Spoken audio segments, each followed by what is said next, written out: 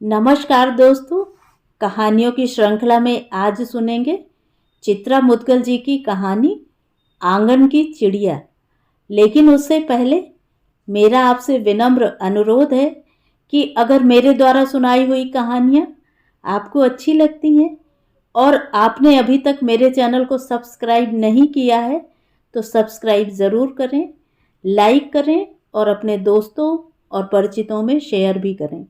Bell icon दबाना बिल्कुल भी ना भूलें। आज सुनिए आंगन की चिड़िया। कुइयां के थिर जल से टकराई कलसी सा भकभकाया जी डूबने को हो रहा। भक भक भक। कार्तिक पूर्णिमा का नहान अभी शेष है, मगर उतरती दोपहरी अचानक अरराते घटा टोप से संवलाई कसैली मनहूसियत छींटती दबे पांव घर में दाखिल हो चुकी है। ऋतुएं भी छुट्टा छोर सी जब चाहे भेष बदल लेती हैं कि आंखें आसमान से टिका उनकी नब्ज ढूंढते रहो। ऐसे रंग बदलते महीने उन्होंने पहले तो न देखे थे। बिजली का बिल भरने जाना था, सो यही कहकर घर से गए हैं पाठक जी कि वापसी में नया बाजार मोहरकर की गली में मेजर औताड़े के घर से होते हुए आएंगे। दो चार बाजी उनके संग जमाएंगे ब्रिज की। कैंटीन से सामान मंगाने वाली लिस्ट जो बनाई है उन्होंने, उसे भी मेजर साहब को पकड़ाते आएंगे। कैंटीन में ज़रूरत की चीज़ें किफ़ायती दामों पर मिल जाती हैं। अवकाश प्राप्ति के साथ ही यह सब भी सोचना पड़ रहा है। वैसे छठा पे कमीशन आ रहा है, लागू होते ही हाथ सिकोड़ने से खासी राहत मिलेगी। पाठक जी उत्साह से भरे हुए हैं, गुणा भाग में लगे रहते हैं। जब से लागू होगा पिछले बकाए की तगड़ी रकम हाथ आएगी। दीवू के ब्याह की लगुन की चिंता से मुक्त हैं। पाठक जी के घर से निकलते ही दीवू यानी उनकी दिव्या का फोन आया था गुड़गांव से। स्वर उलझन में डूबा हुआ सा महसूस हुआ और बोल असमंजस से घिरे हुए। कह रही थी कि जिन 3 लड़कियों के साथ वह साझे का फ्लैट लेकर रह रही है, उनके साथ अब उसका निवाह संभव नहीं। देखा नहीं था उन्होंने आने पर उन कामचोरों को। कल रात तो हद ही कर दी थी शांभवी ने। मैं क्यों उसकी एस्ट्रे से सिगरेट के टोटे और राख झाड़ती फिरूं? क्यों सहूं उसकी ज्यादतियां? क्यों क्यों झेलूं उसके ऐप? 6,000 अपने हिस्से का दे रही हूं हर महीने। 10,000 और मिलाकर अपना घर अलग ना ले लूं? दीवू के उखड़ेपन ने उन्हें सतर्क किया। दबी जबान से उन्होंने अपनी असहमति दर्ज करवाई। अकेले रहने और 3 के संग साथ रहने में फर्क है दीवू। रही ऐप की बात तो सुन लो, जब 4 जने मिलकर रहते हैं तो उन्हें एक दूसरे के छोटे मोटे ऐप झेलने ही पड़ते हैं। हमने भी झेले हैं। जब मैं इलाहाबाद में पढ़ रही थी और हॉस्टल में रह रही थी तो मेरी रूम पार्टनर थी बानी। बानी को पान खाने का शौक था। पान और पनडिब्बे भर का ही शौक होता तब भी गनीमत थी। 120 नंबर तंबाकू के ऊपर लगाती थी राज रतन किमाम। सिरहाना से लेकर ओढ़ने वाली चादरों तक में किमाम गमकता रहता। मैं परेशान। हफ्तों अगरबत्ती के पैकेट फूंक डाले, कमरा बदलवाने की धमकी दी। हाँ, पढ़ाई में अव्वल थी बानी।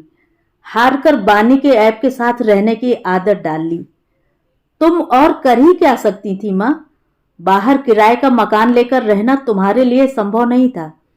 नाना जी की हैसियत भी तो नहीं थी। मां सनाका खा गई। यह कैसी भाषा बोल रही हो तुम? रात वह चुड़ैल मेरे बिस्तर में घुस आई।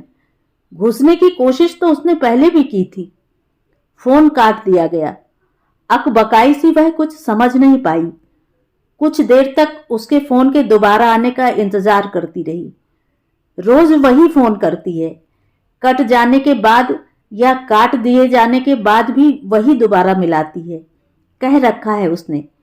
दफ्तर ने उसे मोबाइल दे रखा है। इतनी हिम्मत कैसे कर सकती है शांभवी? जब तक आंटी है घर में बाजार से मछली नहीं आएगी।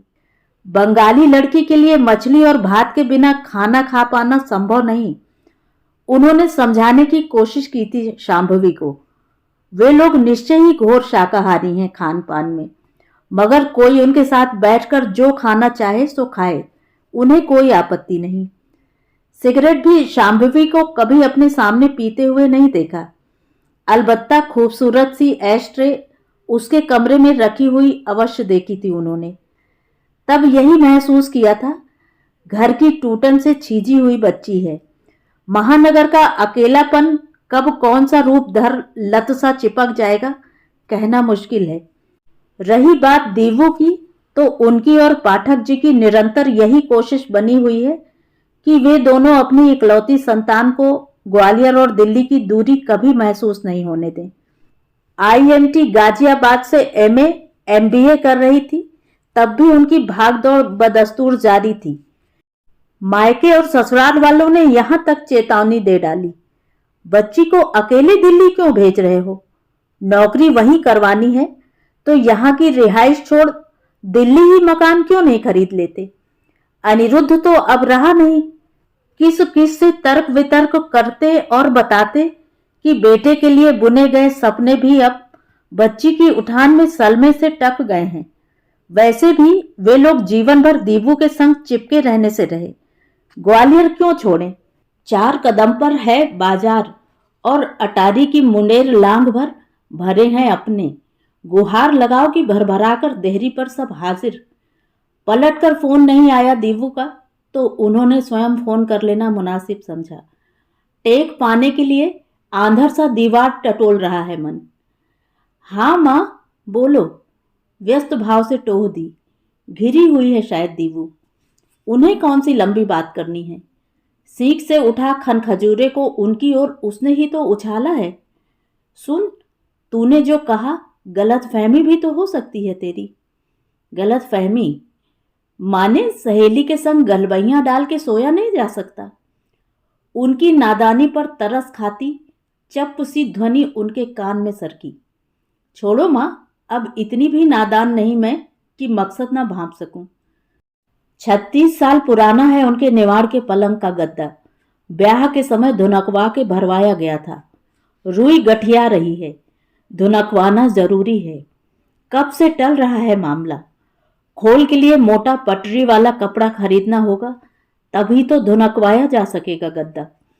उनकी तरफ कुछ अधिक ही पठारी हो रहा, पीठ में दर्द होने लगता है। वैसे गद्दा इतना भी बुरा नहीं जितना अभी चुभ रहा है। कल दोपहर चैन की नींद सोई थी इसी गद्दे पर। बिस्तर से उठकर बिजली का स्विच ऑन कर दिया। अंधेरा रात के अलावा बर्दाश्त नहीं उन्हें। बाहर बरामदे में आकर खड़ी हो गईं। कहीं बूंदाबांदी न शुरू हो जाए। आसार तो कब से डराए हुए हैं। भीतर मुड़ने को हुई, मगर अगले ही पल पलटकर रेलिंग से जा टिकी। रेलिंग हिलाने से हिलती है, ठोका ठाकी से दुरुस्त नहीं होने वाली। नए सिरे से उखड़वा कर लगवानी होगी। अभी इधर ही ढीली हो आई है। अनिरुद्ध और दीवू छुटपन में इसी पर घुड़सवारी किया करते थे। चलो, कुलक्षणों से दूर है दीवू, अपने को सुनाया उन्होंने। उनके बेचैन होने से क्या होगा। अपनी परेशानियों का समाधान बच्चे अब स्वयं खोजने लगे हैं। समझना तो बड़ों को है, जरूरत ना होते हुए भी अपनी परेशानियों का गुणा भाग क्यों करते रहते हैं। अनमनाहट को घोटना होगा। आएंगे जब आएंगे पाठक जी, अपने लिए तो वह चाय चढ़ा ही दे। बुरी आदत है पाठक जी की, मोबाइल जेब में रखने के लिए तैयार नहीं होते। दीवू ने जबरन खरीदवा दिया था, तब भी वही पर्स में डाले घूमती है। भरोसा नहीं पाठक जी का, आते ही पकौड़ों की फरमाइश न कर दें। घेरे कसैले मौसम में उन्हें अक्सर पकौड़ों की सूझती है। बाप की तरह दीवू भी है पकौड़ों की शौकीन। शिकायत करती है, दिल्ली में बेसन फेंकने की जहमत नहीं उठाते लोग, सोडा डालकर पकौड़े तल लेते हैं। उसे फीटे बेसन के पकौड़े पसंद हैं। दिल्ली में भी घटा टोप छाया हुआ होगा क्या। 1.5 महीने बाद दीवू ने उन्हें मोबाइल पर सूचित किया। उसी कॉलोनी से लगी दूसरी कॉलोनी में उसने 2 शयन कक्षों वाला एक छोटा सा फ्लैट किराए पर ले लिया है। अग्रिम दे चुकी है वह। किराए की रकम 18,000 प्रति माह सुनकर उनके मुंह के बोल चुक गए। महीने भर पहले उसने इत्तला दी थी उन्हें कि उसने पुराने मकान मालिक को सूचित कर दिया है कि वह इस व्यवस्था में रहने की इच्छुक नहीं है। अब चौथी लड़की बतौर किराएदार वह चाहें तो स्वयं तलाश लें या उन तीनों के जिम्मे छोड़ दें, वह जाने। परेशानी यह थी कि मकान उसे इफ्को चौक के आसपास ही चाहिए था। दफ्तर की गाड़ी सुबह वहीं से उसे लेती है और वापसी में वहीं उतार देती है, 2 अन्य सहयोगियों के साथ। फिर उद्दंडता तो नहीं की शांभवी ने, पूछे बिना रह नहीं पाई थी उससे। सबक सीखने से डर गई होगी। कैसा सबक? वही जो मैं सिखाती उसे। जाने क्यों परसों लगा था ऐसा कि हेलो के बाद कट गया फोन शांभवी का था। हो सकता है उसी ने किया हो।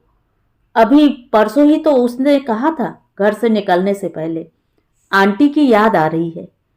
मन में आया था कि फोन कर लूं उसे। माँ, क्यों बात करोगी उससे? इडियट प्रपंची है। तर्क मुखर होने से पहले पाया उस ओर दीवू है ही नहीं। उसकी इस आदत से उन्हें तकलीफ पहुंचती है। किसी के सामने आने पर फोन बंद कर देना और उनकी ना सुनना और बात है, किंतु अपनी टिप्पणी के विरुद्ध तर्कों का सामना करने से मुंह मोड़ना उद्दंडता। उद्दंडता कैसी? पाठक जी सुनकर हंस पड़े थे, कन्नी काटने वाली हंसी। सयानी हो गई है बच्ची, सीखों के पुलिंदे पकड़ाना बंद करो। शांभवी को प्रपंची कह रही है तो लगी होगी उसे प्रपंची। मुझे तो नहीं लगी। तब नहीं रही होगी, अब हो गई होगी। खीज हो आई उन्हें, समझ नहीं रहे। स्वर उग्र हो आया। 4 बच्चों की मां तक दिल्ली में अकेले घर से निकलने में डरती है, ऊपर से यह जिद्दन मानने को तैयार नहीं। साथ नहीं रहना उन लड़कियों के तो ना रहे, पेइंग गेस्ट रह ले किसी भले घर में। नहीं झेलना होगा उसे औरों को, उसकी मर्जी। उसका सोचना गलत भी नहीं लग रहा कि हम लोग आते जाते रहेंगे उसके पास। वह तो अब भी आते जाते रहते हैं। अब और तब में फर्क होगा ना। अब हम जब तक जी चाहें बेटी के पास रह सकते हैं। उन्हें याद आया, एमबीए पास करते ही हॉस्टल से सामान उठाया नहीं था कि सूचना मिली कि एक अमेरिकन सॉफ्टवेयर कंपनी में दीवू की 3.5 लाख रुपए सालाना की नौकरी लग गई है। हालांकि साल भर का प्रोबेशन पीरियड है। पाठक जी के पर लग गए। दिन भर डायरी खोले बैठे रिश्तेदारों और अजीजों को फोन लगाते रहे, अपना छलछलाता गर्व बांटने के लिए। गर्व में ऊब चूब होते सभी से कह रहे थे, भाई साहब, लड़का दीवू से 21 हो तभी बताएं हमें। दूसरे रोज नया बाजार में चौक पर स्थित हनुमान लड्डू भंडार से असली घी के आधा आधा किलो के डिब्बे तुलवाए गए और चिलचिलाती धूप की परवाह न कर रिक्शे में लद कंपू तक बटे। उनके लिए विशेष रूप से गर्मा गर्म तुलवा लाए गए दीवू की पसंद के बरई वाले गुलाब जामुन। विशेष छूट चाहिए अपने खाने के लिए। उन्होंने हंसते हुए छूट दे दी, पानी में धोकर खा सकते हैं। पिछले हफ्ते ही पाठक जी की मधुमेह की जांच करवाई थी। नाश्ते से पहले और तगड़े नाश्ते के बाद आश्वस्ति हुई, रक्त में चीनी नियंत्रण में थी। पलटकर तसल्ली थमाई खुद को। 18,000 कौन ज्यादा है दीवू के लिए? दीवू का खर्च सुनते ही बिरझा उठती हैं, मानो स्वयं उनके पांव चादर से झांकने लगे हों। अपने को खूंद रही हैं तो यह भी महसूस हो रहा है इन ऊपरी बातों के बहाने असल में निरंतर चुभ रही है उसके अकेले रहने की जिद। दीवू ने आगे यह भी बताया कि उसके लिए यह प्यारा सा फ्लैट तलाश करने में उसके आईएमटी के सहपाठी विकी यानी कि विवेक साहनी ने बहुत मदद की, वरना दलालों के चक्कर खासी मुसीबत होते हैं। विकी भी गुड़गांव में ही एक जर्मन फर्म में है। प्रोबेशन पीरियड पूरा कर चुका है। पैकेज विकी का उसके अनुबंध से कम है। उसके बारे में तुम्हें बताया था ना मां? उन्होंने दिमाग पर जोर देकर याद करने की कोशिश की। कब दीवू ने उन्हें विकी उर्फ विवेक साहनी के विषय में बताया था? भूलने की बीमारी उन्हें नहीं, पाठक जी को जरूर है। उनके प्रसन्न रहने का राज भी शायद यही है। पिछली बार दिल्ली आने पर विकी से मिलवाया क्यों नहीं? आवाज के उखड़ेपन को भरसक दबाने की कोशिश की थी उन्होंने। दरदरी हंसी खनकी थी। डर लगा था। किस बात से? तुम मुझे उन भूतनियों जैसा न समझ लो। अब नहीं समझ सकती। समझने जैसा ऐसा कुछ नहीं है हमारे बीच। फिर डर क्यों लगा? हमेशा की भांति वह छलांग भर उनकी पकड़ से छू हो गई। सुनिए मां, पापा है ना पास, तनिक उन्हें फोन दीजिए।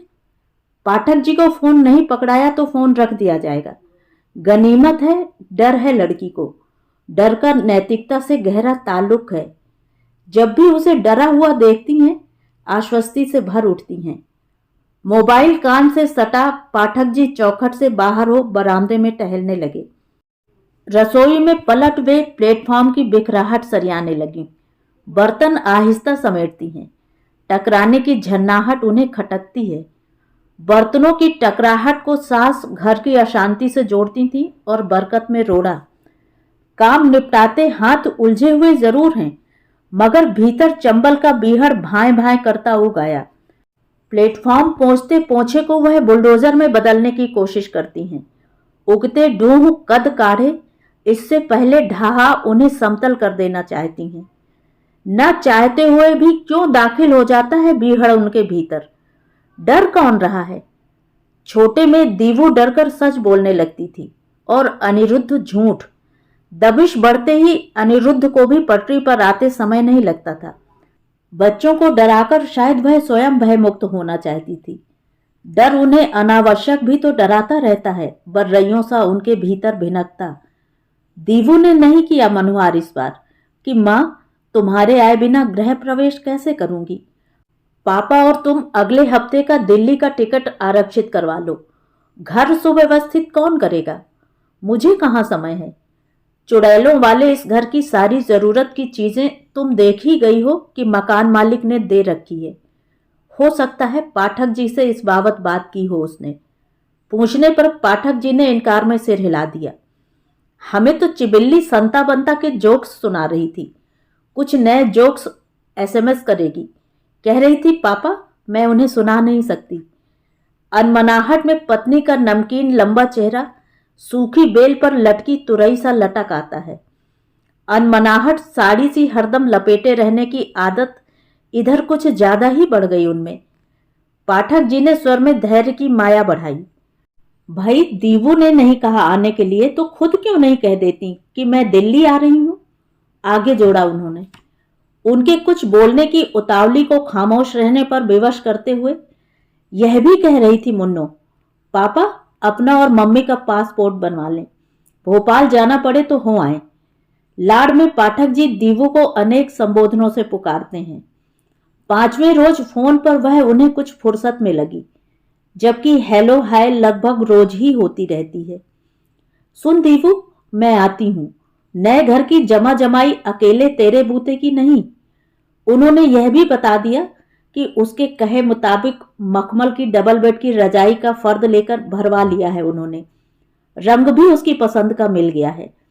लोहिया बाजार से लोहे की छोटी कड़ाही और तवा भी वजनदार ले आई हैं। टेंटी का किलो भर अचार उसके पापा ले आए हैं। परात, पतीले, आटा दाल चावल के डिब्बे, मिर्च मसाले, पापड़, मंगौड़ी, बड़ी और नया बाजार से क्रॉस स्टिच वाली चादर, तकिए के खोल आदि सब जोड़ लिए हैं। अन्य किसी चीज की जरूरत हो तो फोन पर नोट करवा दे उन्हें, साथ आ जाएगा। टिकट ताज से ही बुक करवाएंगी। शताब्दी से इतना सामान आना मुश्किल है। रुकना पड़ा उन्हें। दीवू ने सकुचाते हुए उन्हें बीच में टोका, अभी थोड़ा रुक जाएं। कारण? कारण ही तो गले का फंदा हो रहा है। भयंकर मारा मारी है। घर की रंगाई पुताई होनी है। अगले हफ्ते एक अन्य विदेशी कंपनी ज्वाइन करने जा रही है। 12.5 लाख साल की पैकेज डील हुई है। पिछली कंपनी उसने पिछले महीने ही छोड़ दी थी।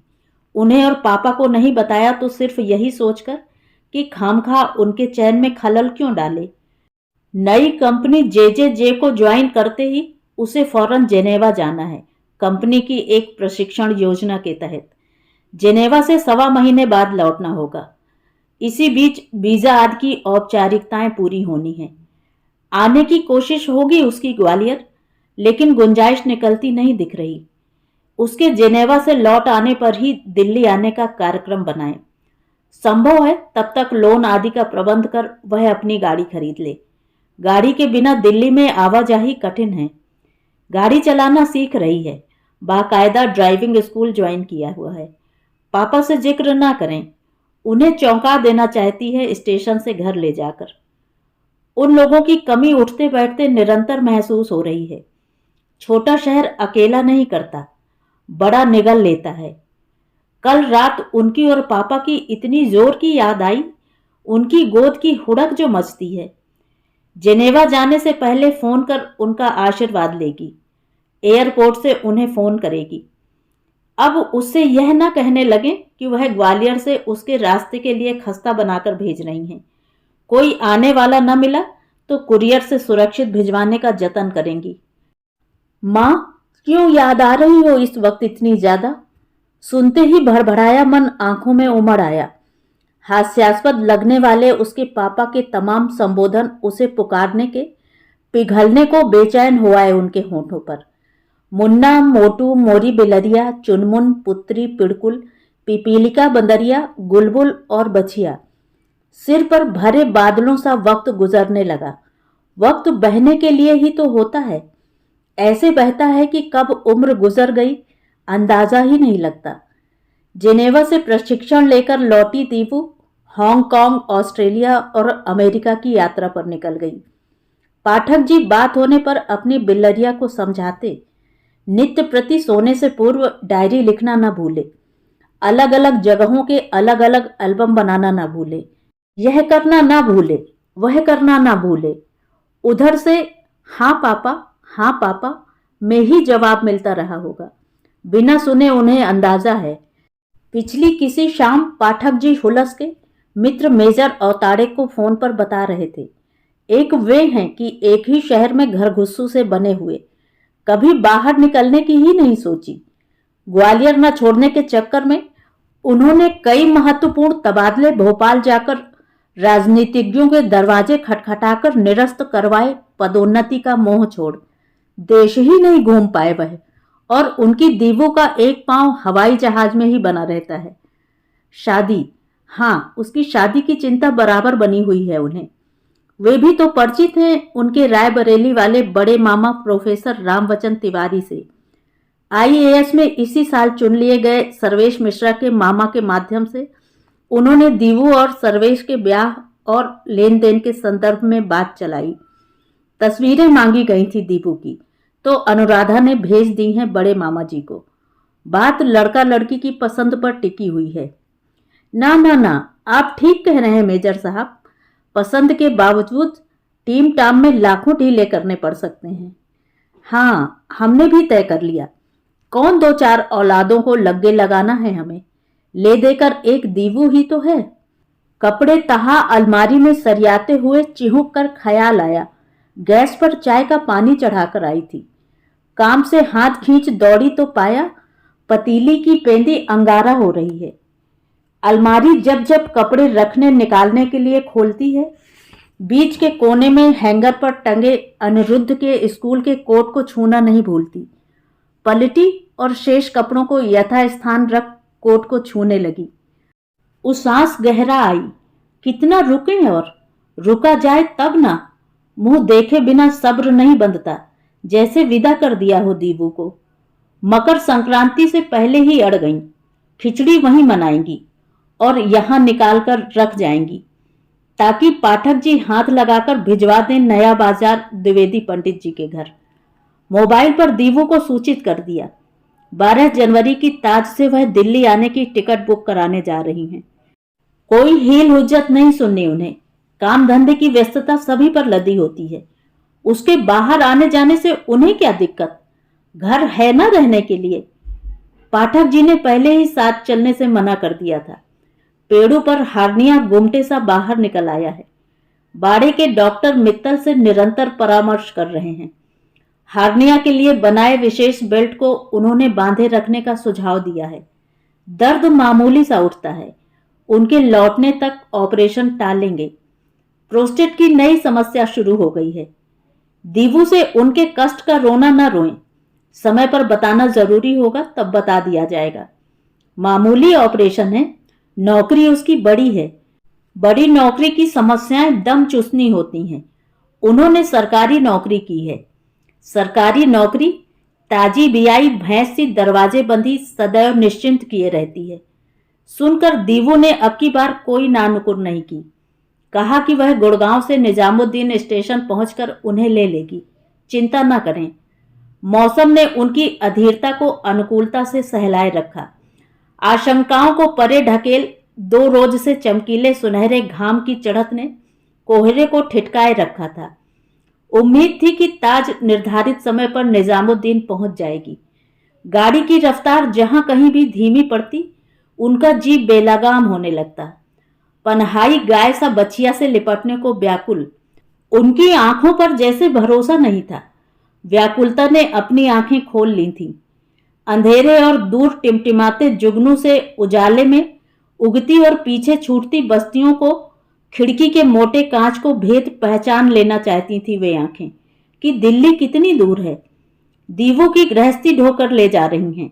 देखते ही आंखें चमकाते अपने चिरपरिचित चिलबिल्ले अंदाज में खुशी से उछल पड़ेगी बावली। उसकी खुशी बाड़े तोड़ती है तो वह आसमान में उड़ते गुब्बारे सी उड़ने लगती हैं और उसके पांवों को हथेलियां कस वह भी उसके संग उड़ान भरने लगती हैं। उड़ाने कल रात भी भरी थी उन्होंने। पिछले 10 वर्षों से वह पाठक जी को मनाने की कोशिश कर रही हैं कि अव्यवहारिकता छोड़ वे तनिक दुनियादार हो जाएं, मगर बात उठाते ही उनकी वही पुरानी तोता रटन शुरू हो जाती है। कोई कमी है हम लोगों को? ग्वालियर जैसी ऐतिहासिक नगरी में अपनी छत के नीचे बैठे हुए हैं। गुजारे को खासी पेंशन है। खासी इसीलिए कि हमारे खर्च ही क्या हैं। हारी बीमारी के लिए CGHS की सुविधा मामूली नहीं, तो फिर सांगीपुर की बित्ते भर की जमीन बंटवाकर कौन सा खजाना झोली में आ गिरेगा। बड़े भैया के बड़के ने अपना वर्तमान भविष्य सब कुछ झोंक दिया हरहों की सानी पानी और खेत खलियानों की गुड़ाई बुआई में। बोलो, क्या चाहती हो तुम? तन आए पाठक जी। बोलने में निर्लज्ज हो आई। ध्यान से उनकी सुने। अपने इधर 20 बिसवा का बीघा होता है और 1.5 लाख प्रति बीघे का हिसाब चल रहा है। उनके हिस्से की 6 बीघे के 9 लाख बनते हैं। 9 लाख की रकम छोटी नहीं होती। जमीन की कीमत और 6th पे कमीशन के बकाये की रकम हाथ आएगी तो दीवू के भावरों की चिंता से उन्हें मुक्ति मिलेगी। IAS दामाद का सपना निर्विघ्न रूप से साकार हो सकेगा। जहां तक लड़की के पसंद आने का प्रश्न है, बेटी देख मजाल कोई मुंह फेर ले। तंग हुए पाठक जी ने पिंड छुड़ाया। इसी हफ्ते वह बड़े भैया को गांव चिट्ठी भेज देंगे। उन्हें स्पष्ट लिख देंगे कि वह अपने हिस्से के 6 बीघा खेत बेचने की सोच रहे हैं। बड़े भैया चाहें तो उनके खेत स्वयं खरीद लें। उन्हें भी अच्छा लगेगा अगर घर की जमीन घर में ही बनी रहे। आंगन द्वार बंटवाने का उनका कोई इरादा नहीं है। वैसे भी उन्हें नहीं लगता कि बड़के के तीनों बेटे स्कूली शिक्षा पूरी कर गांव में बने रहेंगे और उच्च शिक्षा ग्रहण कर गांव लौटने की सोचेंगे। बड़के को भी आगे चलकर छोटकाऊ से बंटवारा कर गांव देहरी का खाता बंद कर बच्चों के संग रहने को मजबूर होना पड़ेगा। बड़े भैया का छोटा बेटा छोटकाऊ यानी कि एडवोकेट वीरेंद्र पाठक इलाहाबाद में वकालत कर रहा है। बता रहा था उनसे कि तगड़े आसामियों के झूठे सच्चे मुकदमे हाथ में न लेता वह। तो वास्तविकता तो यह है कि वकालत का काला कोट खूंटी पर टांग नगर निगम की क्लर्की करने की नौबत आ चुकी होती उसकी। पिछले महीने ही नैनी में 1000 गज का प्लॉट खरीदा है छोटकाऊ ने। खरीदा होगा, हमसे तो उधार नहीं मांगा उसने। घिसे रिकॉर्ड सी सूचना की दोहराहट ने पाठक जी में गुर्राहट पैदा कर दी। आगे इस विषय पर चुप रहना ही बेहतर लगा उन्हें। गाड़ी तुगलकाबाद छू रही है। तुगलकाबाद पार करती ही पहियों की रफ्तार धीमी होने लगी। घंटे भर विलंब से पहुंच रही निजामुद्दीन। प्लेटफॉर्म पर प्रतीक्षा करती दीवू परेशान हो रही होगी। तेज हुई दिल की धड़कन उन्हें दिल के दिन ब दिन कमजोर होने की आशंका से भर देती है। प्लेटफॉर्म की सीढ़ियां चढ़ने में भी दम फूलने लगा है। पाठक जी को नहीं बताती, इस भय से कि उनकी देह की चूलें कौन कम दिली हुई हैं। गाड़ी यहीं खत्म होती है, उन्हें हड़बड़ाने की कतई जरूरत नहीं, सोचा उन्होंने। रास्ते भर सामान पर नजर गड़ाए हुए आई हैं। उतर जाएगा आराम से। अलबत्ता कुलियों का बखेड़ा जरूर है। ग्वालियर के कुली और दिल्ली के कुली में फर्क है। दिल्ली के कुलियों की मनमानी से भय लगता है उन्हें। पाठक जी ने चेतावनी देकर भेजा है उन्हें उठवाई जो मांगे सो चुपचाप दे देना। खिड़की से झांकते ही दीवू ठीक डिब्बे के सामने खड़ी दिखी, लंबे से काले कोट में, कुछ लंबी सी लगी। पागल ने कानों को ढकने के लिए स्कार्फ क्यों नहीं बांध रखा? इतनी रात में बालों के लहराते कट कौन देखेगा? वे अपनी सीट पर ही बैठी रहीं। सीट नंबर दीवू को पता है। डिब्बे में कुली घुसते नजर नहीं आए। मिल जाएंगे, जाड़े के दिन हैं। उतरती सवारियों से बचती दीवू माँ की गुहार लगाती उनकी बाहों में सिमट गई और वे गौरैया हो आईं। बिरबलता को आंखों में छलकने से बरजा उन्होंने महसूस किया सीने से आ लगी बेटी संयत है। माँ, सामान। उन्होंने सीट के नीचे इशारा करते हुए उससे नीचे उतरकर कुली देख लेने का आग्रह किया। जरूरत नहीं है कुली की, विकी है ना साथ। दीवू की मुड़ती नजर के साथ उसके ठीक पीछे आ खड़े हुए लड़के की ओर देखा उन्होंने, जो उनकी नजर अपने ऊपर पड़ते ही उनके पांव छूने नीचे झुक गया, शालीन सकचाहट से सराबोर। आंटी, आप चलकर प्लेटफॉर्म पर खड़ी हो जाएं, मैं सामान उतारता हूं। ये सारा अपना सामान है? तो ये है विकी उर्फ विवेक साहनी उर्फ सहपाठी मददगार, जे की सहायक प्रोजेक्ट मैनेजर को घर दिलवाने वाला। प्लेटफॉर्म पर आकर खड़ी हो गई वे उनके निर्देशानुसार। होशियार है लड़की उनकी। सर्दी की ठिठुरती रात में जे की सहायक प्रोजेक्ट मैनेजर होने के बावजूद गुड़गांव से निजामुद्दीन उन्हें अकेले लेने आना सुविधाओं से भरे शहर के जोखिमों का सामना करते हुए आसान नहीं था। सामान उतरवाने से लेकर कुली आदि के प्रबंध का जिम्मा आगे बढ़ विकी ने ले लिया अपने कंधों पर। अच्छी मैनेजर है दीवू, सोचा उनके मन ने मन को आश्वस्त भी किया। स्कूल कॉलेज की दोस्ती ही असली दोस्ती होती है।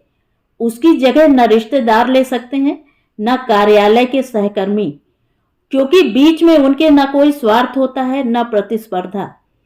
ऐसा नहीं है कि दिल्ली में उनके गांव जवार के लोग नहीं रहते, मगर उनसे उन्होंने सदैव दूरी बरती है। वरना बच्चों को आगरे का ताजमहल दिखाने के बहाने वे ग्वालियर का किला देखने उनके घर आ टपकते। इस मुद्दे पर पाठक जी भी उनसे सहमत हैं कि पढ़ने वाले बच्चों को भूल कर भी रिश्तेदारों की देहरी नहीं लागनी चाहिए। किताबें खोलने की बजाय बच्चे वहां घर का आटा गूंथते नजर आएंगे। गाड़ी विकी चला रहा है। पीछे बैठे हुए इच्छा हुई कि विकी की बगल में बैठी हुई दीवू से पूछ ही ले, गाड़ी अच्छी है, तुमने खरीदी वही है ना? बिना बोले हुए जाने दीवू ने कैसे सुन ली उसके मन की बात। यह गाड़ी विकी की है माँ। सेंट्रो में स्टील ग्रे रंग उपलब्ध नहीं था। शोरूम वालों ने कहा है कि 15-20 रोज लग जाएंगे गाड़ी की डिलीवरी में। दिल्ली तुम मेरी उसी गाड़ी में घूमोगी। बरई वाले गुलाब जामुन लेकर आई हो ना माँ? लाई हूं ना। प्रफुल्लित हो आया जी, दुकान से ताजे बनवा कर लाए हैं तेरे पापा। आवाज मचली, कहाँ रखे हैं? तेरे पांव के आगे जो लाल रंग वाला एयर बैग रखा हुआ है ना, उसी में है, स्टील के बड़े कटोरदान में। सब दर का। सावधानी पूर्वक एयर बैग उठाकर गोद में रख लिया। गाड़ी चला रहे विकी से अंग्रेजी में पूछा, गुलाब जामुन खाओगे? जाने विकी ने क्या जवाब दिया कि उचटकर एयर बैग खोले बिना ही सीट के नीचे यथावत रख दीवू पर्स से रुमाल निकाल विंड स्क्रीन पर सघनाते कोहरे की नमी को पोंछने लगी। दीवू का उचटना उन्हें रुचा नहीं। आंखें फेर उन्होंने खिड़की से सटा ली। रुमाल निकाल खिड़की का शीशा पोंछा। पिघली चांदनी सी सघनाती धुंध की झीनी परत के आर पार सड़कों के किनारे खुदे हुए मिले। बड़ी तेजी से मेट्रो दिल्ली को ढोने के लिए कमर कस रही है। कभी सिर के ऊपर से फ्लाईओवर गुजरते हैं तो कभी गाड़ी फ्लाईओवर की सरपीली छाती पर फर्राटे भरने लगती है। दिल्ली केचुल बदल रही है। ऊंची ऊंची हेलोजन के सुनहरे आलोक में स्वप्न लोक सिरजती। आदमी पहले बदलता है या शहर? कुछ आदमी शहर को बदलते हैं, शेष आदमी शहर के बदलते ही स्वयं को बदल लेते हैं। सुनो माँ, पीछे तिरछे हो मुड़ते हुए दीवू ने चेहरा उसकी ओर घुमाया। मैंने तुम्हें बताया था ना, फ्लैट 7वें माले पर है। बताया होता तो मुझे याद होता ना। परेशान हो रहे थे सामान ऊपर कैसे चढ़ेगा, घर ऊपर हुआ अगर। वो हुआ ऐसे कि इसी कॉलोनी में छोटी वाली बिल्डिंग में से एक तीसरे माले वाला फ्लैट पसंद किया था पहले। लिफ्ट न होने की वजह से उसे छोड़ दिया। अपनी सीट पर सीधी हो गई दीवू। उधर व्यापी खामोशी उनके भीतर चटकने लगी। हो सकता है उन्हें भ्रम हुआ हो। विकी को डिब्बे से सामान ढोता देख दीवू खीजी लगी थी उन्हें। प्लेटफॉर्म पर सामान उतार लेने के बाद ही जाकर कुली मिला था।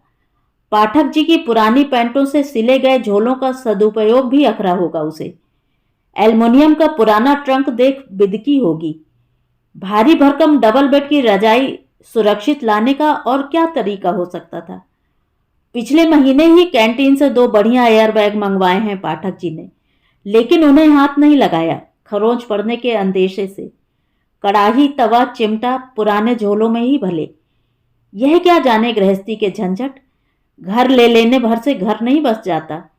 वे तो अपने संग नींबू निचोड़ने की नींबूदानी तक लेकर आई हैं।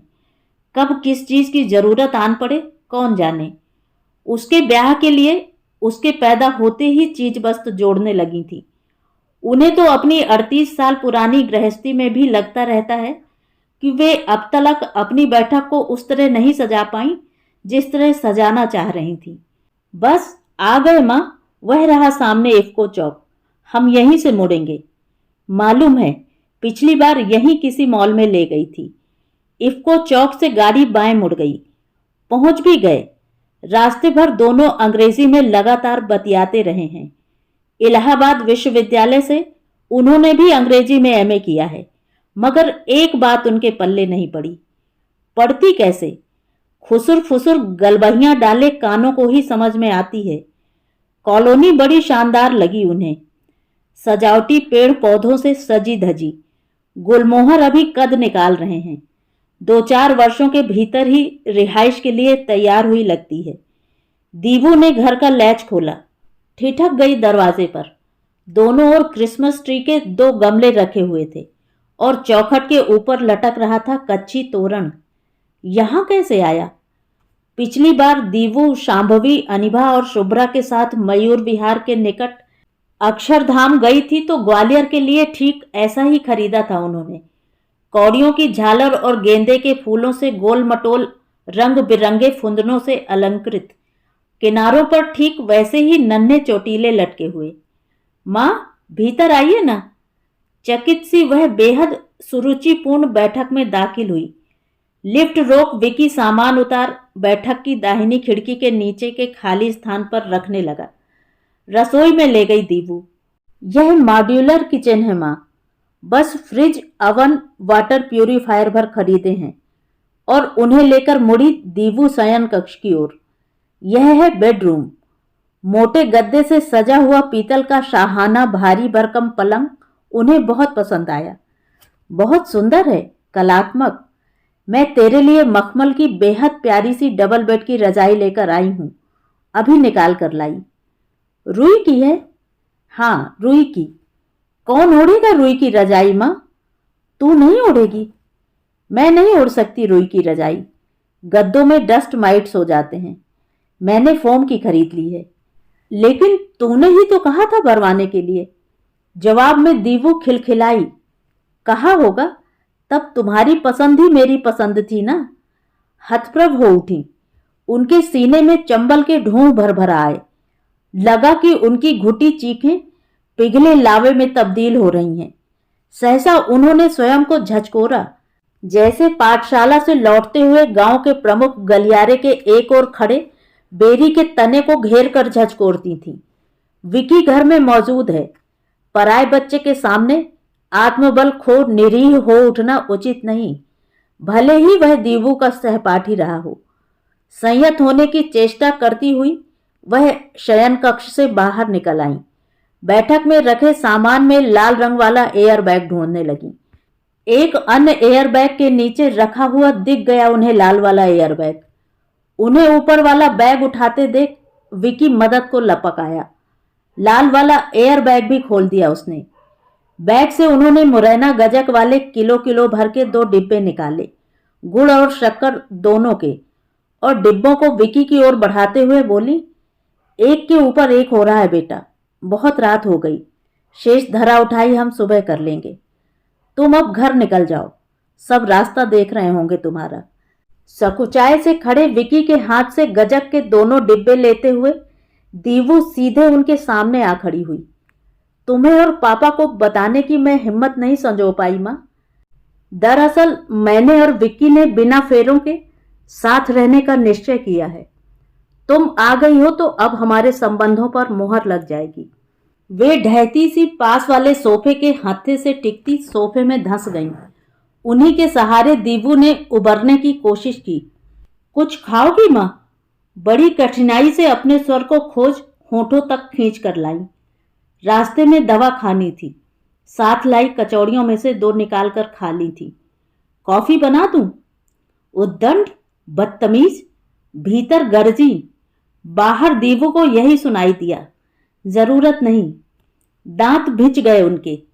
थरथराती काया पर आर पार होती आरी सी चल रही, अब हुई धराशायी। सोफे के हत्थे पर हाथ और कस गए। बगल के छोटे कमरे में उनके सोने का इंतजाम कर दिया गया है। दीवू की आवाज में कोई ऊब चूब नहीं। सो जाएं जाकर, कल छुट्टी ले रखी है, सुबह बात होगी। सुबह देख पाएंगी वह। दीवू अपने शयन कक्ष की ओर चली गई। विकी निर्लिप्त सा उसके पीछे हो लिया। तो ये थी कहानी। कहानी आपको कैसी लगी कमेंट करके ज़रूर बताएं।